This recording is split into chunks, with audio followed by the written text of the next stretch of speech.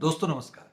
यदि एक करदाता के रूप में आपको इनकम टैक्स डिपार्टमेंट से कोई डिमांड का नोटिस मिला हो, यानी इनकम टैक्स डिपार्टमेंट ये कह रहा हो कि अनूप जी आपको 10,000, 20,000, 50,000 की ये राशि पे करनी है, तो एक नॉर्मल अंडरस्टैंडिंग लेते हैं कि आपका फर्स्ट रिएक्शन क्या होगा।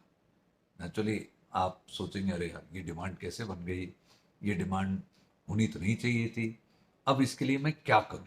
तो मेरा इस शॉर्ट का पर्पस क्या है, to give you a solution कि मैं क्या करूं if there is an income tax demand standing against me. तो दोस्तों मैं डिमांड के तीन प्रारूप पर यहां चर्चा करता हूं आपसे। एक प्रारूप है जहां इनकम टैक्स की इंटीमेशन की वजह से डिमांड बनी हो, यानी आपने रिटर्न भरी, रिटर्न की प्रोसेसिंग हुई, अंडर सेक्शन 143 आप पर एक डिमांड हुई। नंबर टू, इंटीमेशन से तो कोई डिमांड नहीं आई, लेकिन आप पर इनकम टैक्स का एक असेसमेंट ऑर्डर आया और उस असेसमेंट ऑर्डर में डिमांड आई।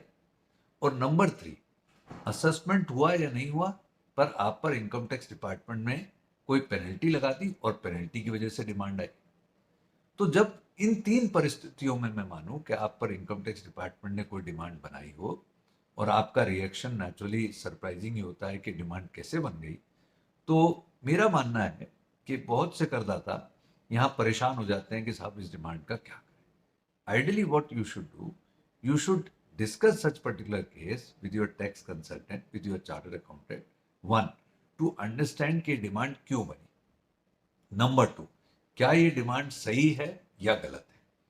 नंबर थ्री, यदि डिमांड सही है तो नेचुरली उसे पे करना है अलॉन्ग विद इंटरेस्ट, परंतु यदि डिमांड सही नहीं है तो आपको फर्दर अपील में जाना है। अब अपील के दो स्टेज आप समझिएगा जो बहुत महत्वपूर्ण है किसी भी करदाता के लिए।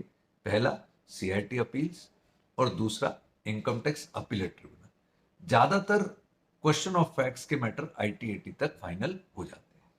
तो मेरा ये सजेशन है आपको कि even if you find it surprising कि मेरे अगेंस्ट डिमांड कैसे बनी अनूप जी, तो भी आपको घबराना नहीं है।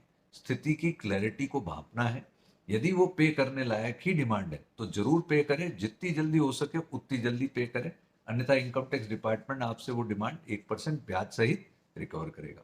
और यदि नहीं पे करना है, क्यों, क्योंकि आपको लगता है कि मेरी डिमांड गलत बनी है, तो आपको अपील लड़ करके बेनिफिट लेना चाहिए। और बहुत सी बार मैं मानता हूं 100 में से 90 बार, 95 बार जो लोग अपील लड़ते हैं उनको बेनिफिट जरूर मिलते हैं। So I hope this clarity what I have provided to you through this short would be useful. Thank you. जय हिंद।